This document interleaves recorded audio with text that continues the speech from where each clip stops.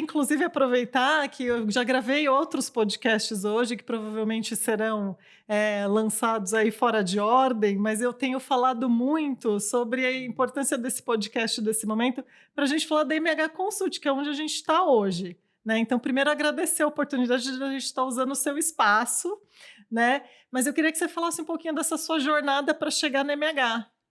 Bom, muito bem. Na verdade, eu que agradeço de vocês estarem aqui. O espaço não é meu, é da empresa, da MH Consult. Eu acredito que a empresa tem uma razão social de existir e eu sou mais um elemento dentro da empresa.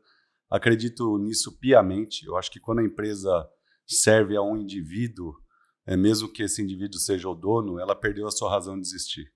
Então, na verdade, a MH Consult esse ano está fazendo 30 anos. Eu estou aqui há 15. E como é que eu cheguei até aqui? Então, minha carreira foi como estagiário de manutenção. Eu estudei eletrotécnica, na verdade, no colégio público em São Bernardo, na Et Lauro Gomes. Eu fiz engenharia na Santa Cecília, em Santos. E aí eu estava fazendo estágio, fui fazer estágio na Philips como eletricista de manutenção. Me tornei técnico eletrônico, supervisor de manutenção, engenheiro de produção. Nos anos 2000 eu fui para a área de RH, me apaixonei, porque entre a produção e a área de RH eu estava ajudando a implementar um programa na fábrica de equipes autônomas, onde você dá autonomia para a equipe no dia a dia, cuidar do seu dia a dia, para, na verdade, eles cuidarem de orçamento, cuidar das férias, cuidar de pequenas melhorias. E isso está muito ligado com o desenvolvimento organizacional, está muito ligado com o treinamento. Então eu comecei com treinamento literalmente com PowerPoint, com data show. Na verdade não era data show, era um retroprojetor, a gente imprimia as transparências. Deus me livre quando você errava, né? Nossa Senhora, perder transparência era caro pra caramba. E então você não podia errar, tinha que se preparar bastante para que elas estivessem de acordo.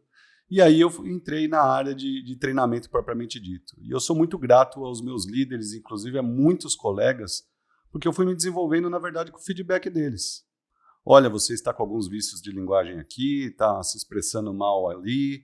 E aí eu fui me desenvolvendo, pegando esses feedbacks e me desenvolvendo. Bom, em 2003, eu assumi uma posição executiva na Philips, responsável pela área de recursos humanos e também de Business Excellence, que é planejamento estratégico e auditoria de sistemas de gestão para a América Latina. Foi uma experiência muito legal. Então eu fiquei 9 anos em fábrica e depois indo para a área comercial foi muito bacana para dar uma visão total de business. Então meus pares eram o responsável pela área financeira, pela área de marketing, pela área de vendas. Então eu participava de reunião no dia a dia com eles e fui evoluindo do ponto de vista de negócio.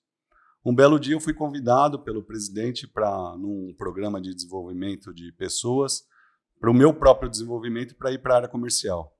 Aí eu fiquei lá, aceitei o desafio, passei pela área de vendas e em 2008 eu tomei a decisão de buscar outras alternativas. Sempre fui muito apaixonado, fiquei 14 anos na Philips.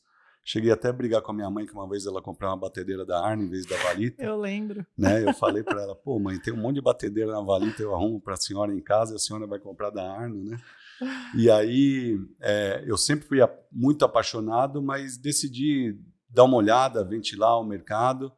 E eu fui fazer uma entrevista na Ericsson e eu já contratava a MH Consult quando eu estava na Philips, para fazer programas de change management e para alguns programas de treinamento, inclusive team buildings.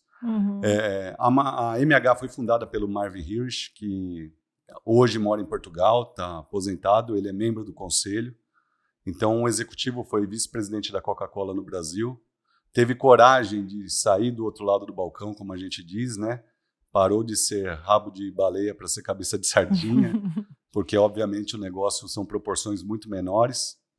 E a gente se encontrou por um total acaso, né? Para quem chama de acaso, eu não acredito em acasos.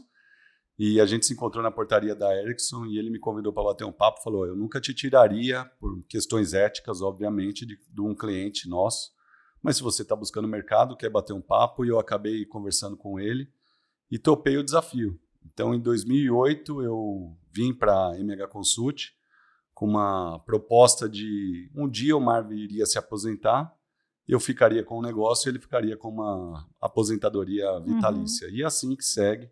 Ele está em Portugal, já vai fazer 6 anos, e eu assumi a operação desde então. E a gente passou por muitas coisas aqui, né? Eu passei por 3 crises: a crise de 2008, 2009, que foi a crise do subprime mundial, né? Depois a crise, na verdade, do impeachment, que foi outra bastante forte no nosso mercado, e a crise do Covid. E a gente vai aprendendo, né? Com as crises também a gente vai aprendendo, com erros e acertos. Nós acertamos muito, mas erramos muito também. Então é uma evolução, né? O trabalho de empreendedor no Brasil é muito difícil, né? Tem muitas variáveis, a gente é muito suscetível a mudanças do mercado, mas graças a Deus eu me conectei com uma equipe maravilhosa, pessoas que têm uma pluralidade de pensamento, de conhecimento, de cultura, inclusive. Nós somos muito diferentes. Então, enquanto o mercado fica falando de diversidade, equidade e assim por diante, aqui é aplicado na veia isso.